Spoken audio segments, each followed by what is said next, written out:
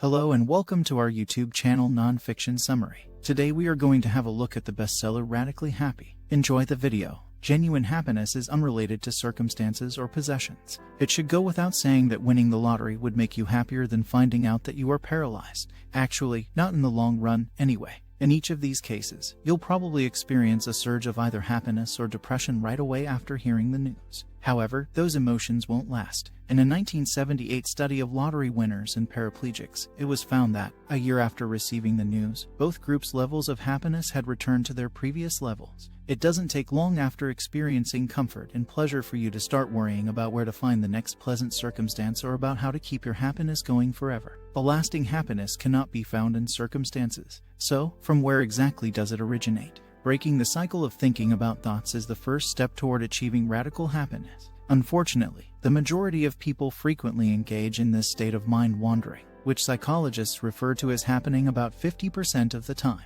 However, studies show that we are happiest when we are fully engaged in the present moment rather than when our minds are wandering. The authors refer to this state of present moment mindfulness as basic happiness, which each of us has the capacity to cultivate. Try the next exercise, called creating space, for 5 minutes each day for the next week to get things going. Start by closing your eyes and taking a comfortable seat. Next, picture a deep blue sky that never ends surrounding you. Try to visualize this area surrounding you as vividly as you can. Simply bring your focus back to the limitless space if you find that you've wandered off. Making space forces you to divert your focus from the never-ending stream of thoughts and helps you get used to being distraction-free. It represents the starting point for developing present moment awareness. Try practicing meditation with an object to calm your mind.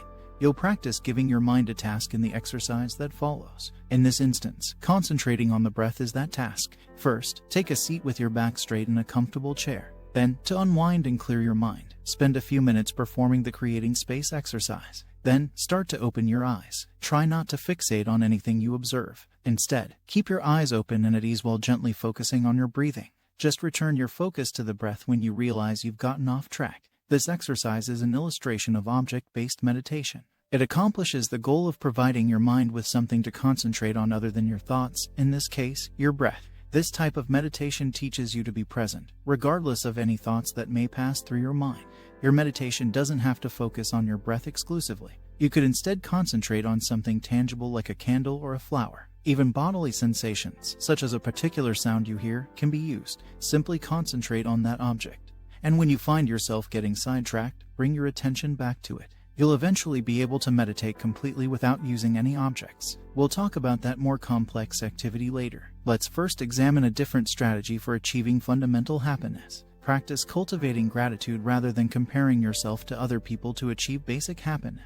Of course, not all comparisons are harmful, but you should attempt to control your ingrained comparison tendencies. A powerful way to do this is to practice gratitude every day, because it trains your mind to concentrate on all the good things in your life rather than the bad. Start by incorporating the next exercise into your morning meditation routine. After a few minutes of creating space while sitting comfortably, focus on your breath. Consider the phrase "I'm happy with who I am" each time you inhale. Think "I'm happy with what I have" as you exhale. After performing this cycle at least 21 times, resume your regular meditation routine. Starting a gratitude journal is a wonderful method for encouraging gratitude. Consider one thing about your life each night before you go to bed. It could be a possession, a quality, or a circumstance. Whatever it is, make a note of it. Then, during your morning meditation, consider your daily appreciation letter. Take mindful mini breaks to refocus on the here and now throughout the day. It only requires that you find a brief moment during the course of your day to stop thinking about your thoughts, even for just 1 minute.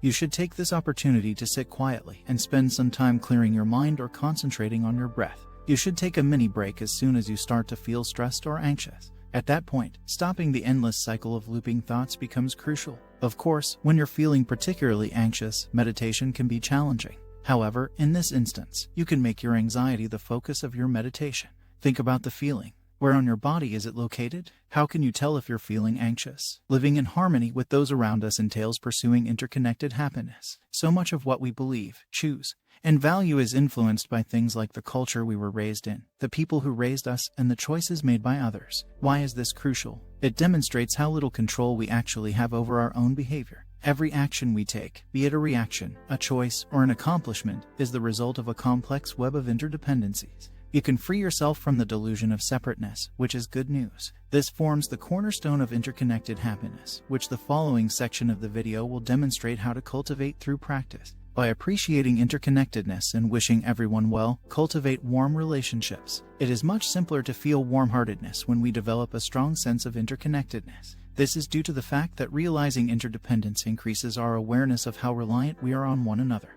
Your life has been shaped by the kindness and care of others, regardless of who you are or the adversities you have faced. By reflecting on these acts of kindness during your morning meditation, you can promote warmth. Make a list of everyone who has ever shown you even the most basic form of kindness or care. After you've made space during your meditation, think of one of the people on your list. Consider what that person gave you and cultivate gratitude as a way to respect the memory. After practicing this fundamental exercise for about a week, you can advance to resting in the light of kindness. The goal of this exercise is to amplify your warm feelings. Create space before beginning your morning meditation, as usual. Then picture a huge chain or web.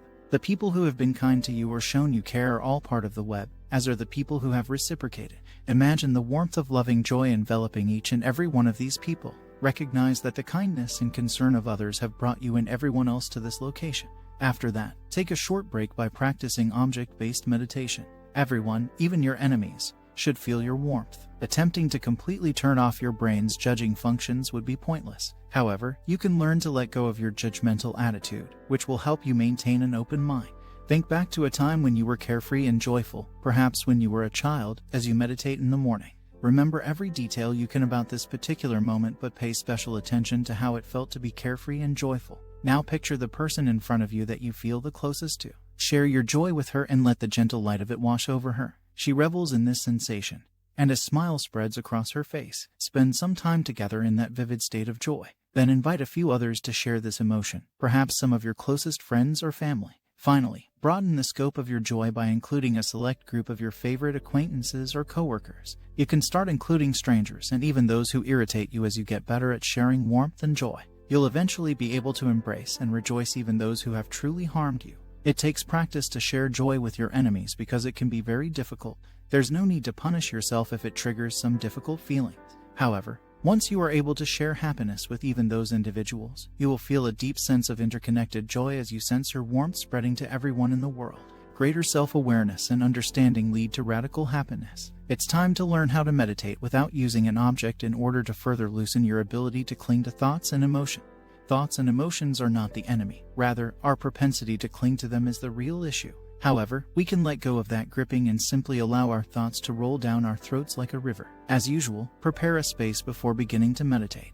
After a while, concentrate on your breathing. After that, enter the state of quiet observation of your thoughts. Keep an awareness of your thoughts, but try not to dwell on them. Simply observe each thought as it comes to you. If you don't start thinking about it, you'll discover that it will dissolve on its own.